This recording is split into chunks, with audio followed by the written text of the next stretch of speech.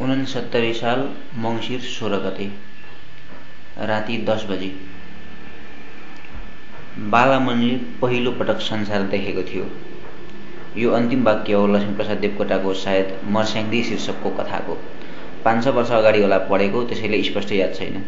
सम्झना धमिलो मात्र भए पनि के प्रष्ट थाहा छ भने देवकोटाले कथाभन्दा कति मिहिन रूपले हरेक पात्र अनि तिनको वातावरणको बारे भनेका छन् भने कथा पढुन्जेल दिमागमा एक चलचित्र हेरे झैँ आभास हुन्छ। एउटा जीवन्त अभिनय गरेको वियोगान्त स्वरूपको चलचित्र हेरे झैँ।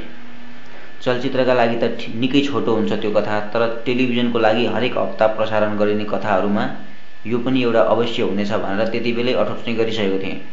खड्केको एउटै मात्रै कुरा के भने त्यो सानो बालकले असाध्यै माया गरेको बोको अथवा खसी काटिँदा अन्तमा देवकोटाले भनेको अन्तिम वाक्य कसरी बताउने होला भनेर चाहिँ अल्मलिएको थिएँ त्यसबेला, र आज पनि उस्तै भइरहेछ।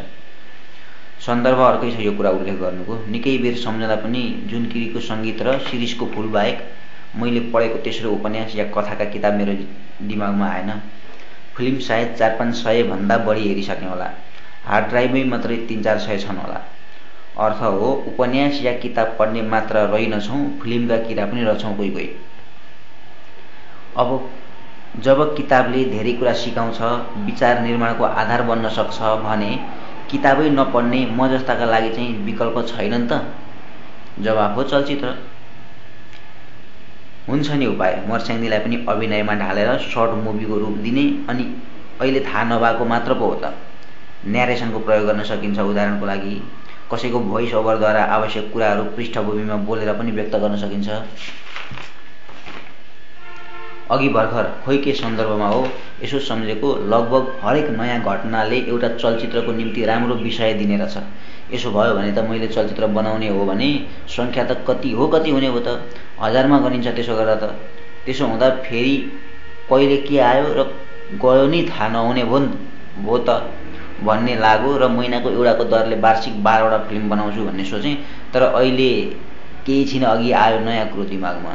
के किताब नपढ्नेका लागि चलचित्र रिफरेन्स बन्न सक्दैनन् र कुराको बारे जान्न वा सिक्नको लागि?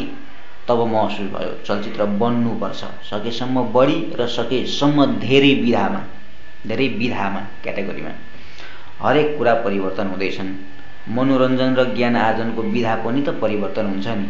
अबका पुस्ता त झन् टिभीको वरिपरि हुर्कन्छ, जसले कोर्सका किताब धरी अनलाइन क्लासमा लिनेछ अलिपछि। अनि तिनका लागि चाहिँ छैन त देवकोटाको मर्स्याङ्दी। अनुराग कश्यपले त्यत्रा गजन फिल्म किन बनाएका होलान्?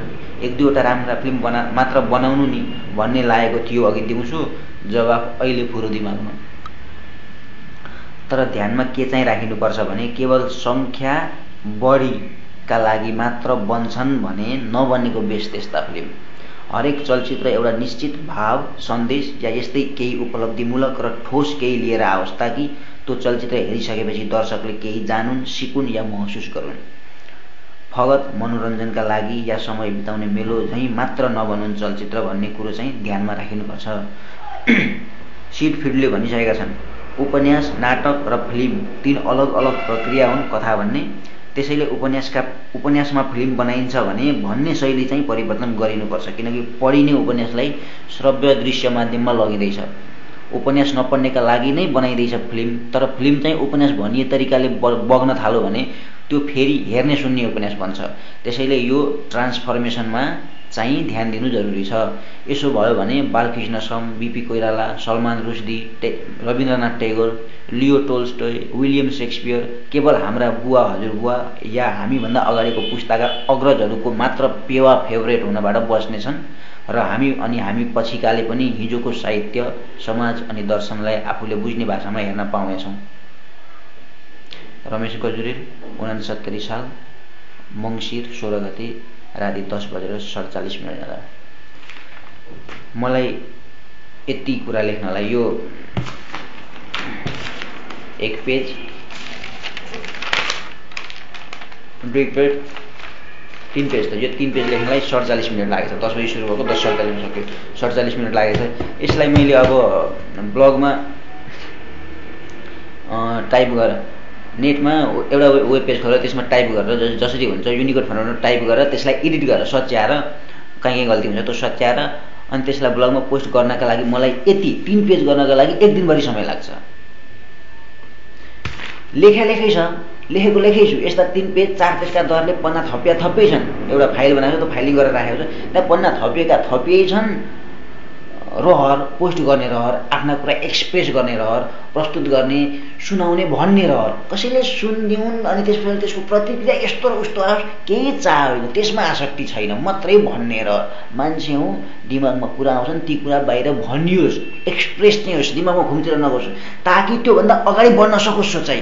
नत्र एउटा कुरा दिमागमा छ भने त्यसैमा अल्झेर यस्तो उस्तो भएर म मात्रै कोही पनि त्यसैमा अल्मलिएर बसिँदो रहेछ। जब मैले यो कुरा लेखेँ यस पछाडि मेरो दिमागमा यो ठाउँ खाली भयो, मैले यसलाई थन्काइसकेँ, त्यो कुरो स्थापित भइसक्यो केही कुरामा, कपीमा छ, भिडियोमा रेकर्ड गरेर राखेको छु, नेटमा पोस्ट गरेँ भने के हो जे होस् आफ्ना कुरा छ कहीँ।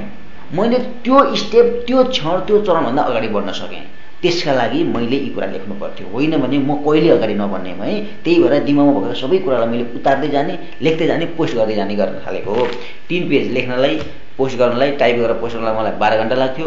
मैले यो भन्नलाई 10-15 मिनट कति लाग्थ्यो, यो सबै भन्ने अनि रेकर्ड गर्ने अनि यसलाई कम्प्युटरमा ट्रान्सफर गरेर अनि त्यसलाई अपलोड गर्ने। अपलोडिङ टाइम एकछिन लाग्छ, किनभने नेट स्पिड स्लो छ, 192 kbps को स्पिडमा। त्यो पनि अपलोड स्पिड कति छ, 192 बाई थोरै कति हुन्छ, त्यो त्यसको टेक्निकल भाषा राम्रो बुझेको छैन मैले। त्यो अपलोडिङ स्पिड डाउनलोडभन्दा थोरै हुन्छ, त्यत्रो टाइम लाग्छ। जे होस् 1 घण्टाको हाराहारीमा यो सबै हुन्छ भने टाइप गर्दा 12 घण्टा लाग्थ्यो। समयको बचत भयो, आनन्द भयो, बाँच छुट्टी झन्ने फिल आयो। बाँच्ने भनेको त पर्लक मर्ने, झुन्डेर मर्ने टाइपको, यस्तो मर्ने बाँच्ने होइन, अझै अब चाहिँ अलि राहत हुन्छ कि भन्ने फिल आयो।